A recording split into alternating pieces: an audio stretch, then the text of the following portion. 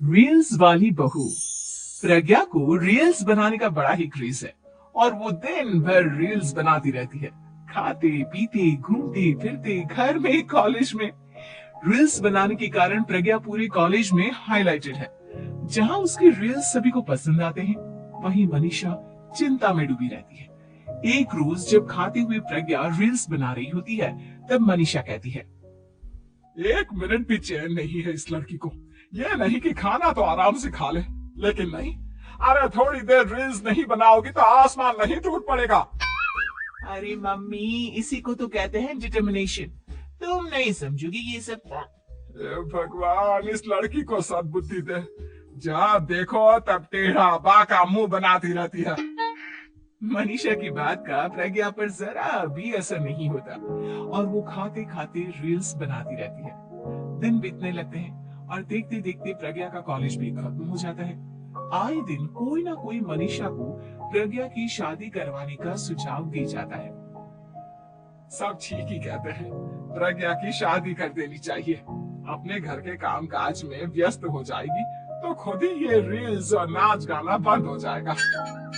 मनीषा और प्रेम प्रज्ञा के लिए एक अच्छा लड़का ढूंढने लगते हैं और तभी विकी का रिश्ता प्रज्ञा के लिए आता है, जिसने प्रज्ञा को उसकी रील्स देखकर पसंद कर लिया था।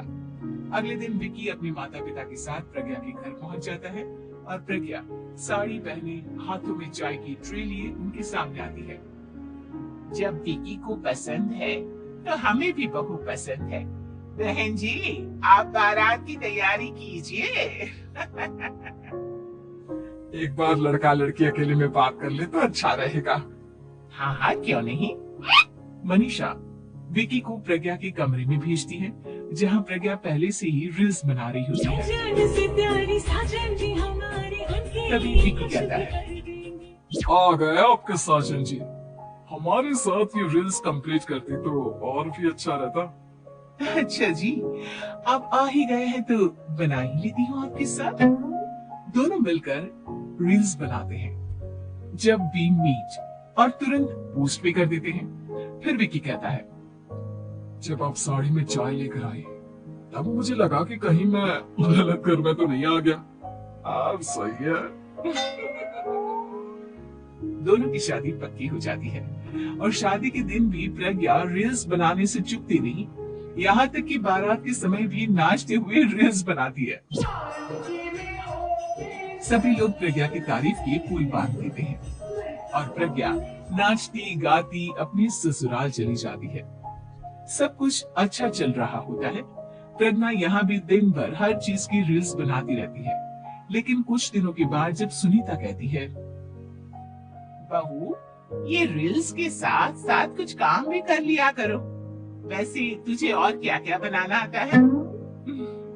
मम्मी जी, वैसे तो सब कहते हैं कि मैं सब कुछ अच्छा बनाती हूँ, लेकिन मुझे लगता है कि मैं मैगी अच्छा बना लेती हूँ। हाँ, कॉफी भी अच्छा बना लेती हूँ और मुंह तो सबसे अच्छा बना लेती हूँ। अच्छा अच्छा। सुनीता अपना माथा पकड़ लेती है और कहती है, बहू, कुछ खाना बनाना भी सीख लेती। मम्मी जी, मैं लंबी प्लानिंग कर रही हूँ। जल्दी ही मैं इतनी फेमस हो जाऊंगी कि मुझे पैसे मिलने लगेंगे। हम दोनों सास बहू राज करेंगे, राज। नौकर काम करेंगी और लोगों की तो लाइन लगेगी हमसे मिलने के लिए। तेरा दिमाग खराब हो गया है क्या बहू? हंसी मजाक तक ठीक है, लेकिन इस तरह घर नहीं चलते। जितना जल्दी हो इस घर के तौर तरीकों को सीख लो। प्रज्ञा मुंह घुमाकर चली जाती है और तुरंत उसी वक्त एक रील बनाती है। ये देख सुनीता का गुस्सा 7वें आसमान पर चला जाता है और विकी के घर आते ही सुनीता उसे सब कुछ बताती है। विकी भी अब प्रज्ञा की इन हरकतों से परेशान हो जाता है। तुम टेंशन मत लो मम्मा, मैं देख लूंगा।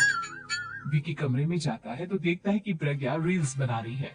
विकी बड़े ही प्यार से प्रज्ञा से कहता है, प्रज्ञा, इन सब के लिए मैं तुम्हें मना नहीं कर रहा हूँ, लेकिन फिर भी हर वक्त तो ये अच्छा नहीं लगता ना। समझने की कोशिश करो, मुझे भी तुम्हारा थोड़ा वक्त चाहिए। मैं जब ऑफिस से आता हूँ तो मुझे समय देने की जगह इसी में लगी रहती है। तुम ज्यादा ही सोच रहे हो। तुम भी मेरे साथ रील्स बनाओ ना, तुम्हें भी बहुत अच्छा लगेगा। तुम्हें इज्जत से कोई बात समझ में नहीं आती क्या?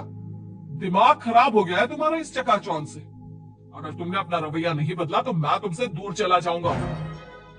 तुम ही रिश्ता लेकर आए थे, मुझे लड़कों की कमी नहीं थी और ना आज है। विकी दरवाजा पटक कर चला जाता है। धीरे धीरे विकी प्रज्ञा से दूर होता जाता है। एक रोज मनीषा प्रज्ञा के ससुराल उससे मिलने जाती है।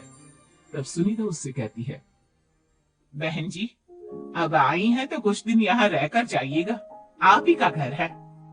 हाँ मम्मी, बहुत दिन हो गए तुम्हारे साथ एक भी रील नहीं बनाई मैंने। प्रज्ञा तुरंत अपने फोन में रील्स ऑन कर लेती है। ये सब मुझसे नहीं होगा। तेरा ये भूत अभी तक नहीं उतरा क्या? बहन जी आप कुछ कहती नहीं क्या इसे? जब आप ही कुछ नहीं कर पाई तो मैं कर ही क्या सकती हूँ, सास तो वैसी ही बदनाम है। शाम को घर की लाइट चली जाती है और मनीषा प्रज्ञा से कहती है, मेरे घुटनों में बहुत दर्द हो रहा है, तू लाइट का कुछ इंतजाम करना बेटा। अच्छा कैंडल जला देती हूँ मम्मा। प्रज्ञा गाते हुए कैंडल जलाती है और खिड़की के पर्दे के पास रख देती है। मनीषा जिसे बहुत दर्द हो रहा है वो सो जाती है और प्रज्ञा हमेशा की तरह अपनी रील्स में लग जाती है। उधर कैंडल की वजह से पर्दा आग पकड़ लेता है और मनीषा के कमरे में आग लग जाती है। बचाओ, कोई है बचाओ। सभी भागते हैं और विकी कमरे की आग बुझाने में लग जाता है, लेकिन तब तक मनीषा आधी जल चुकी थी। मनीषा की हालत देख प्रज्ञा रोने लगती है। विकी मनीषा को तुरंत हॉस्पिटल ले जाता है और उसे एडमिट कराता है। विकी प्रज्ञा से कहता है, देख लिया ना, तुम्हारे इस नाच गाने की वजह से आज तुम्हारी माँ की जान जाते जाते रह गई। अब पता नहीं तुम और क्या चाहती हो। उधर डॉक्टर कहते हैं, इनकी हालत बहुत नाजुक है, आधे से ज्यादा जल चुकी है। प्रज्ञा रोती हुई मंदिर में जाती है और भगवान के आगे जाकर कहती है, भगवान मेरी माँ को ठीक कर दो, मैं कसम खाती हूँ हाथ से ये रील्स बनाना छोड़ दूंगी, बस मुझे मेरी माँ वापस मिल जाए। 2 दिन बीत जाते हैं और मनीषा खतरे से बाहर आ जाती है। पेशेंट अब ठीक है, आप लोग उनसे मिल सकते हो। सब कोई मनीषा से मिलता है और प्रज्ञा सबके सामने अपना फोन तोड़ देती है। मुझे माफ कर दो मम्मा, मैंने तुम लोगों की बातों को नजरअंदाज किया। बेटा कोई भी चीज जरूरत से ज्यादा खराब है। मैंने तुम्हें रील्स बनाने से कभी मना नहीं किया, लेकिन हर वक्त एक ही चीज तो सही नहीं है। मैं समझ गई हूँ मम्मा, आई एम सॉरी। प्रज्ञा उस दिन से रील्स बनाना छोड़ देती है और पूरी तरह से अपने घर में लग जाती है।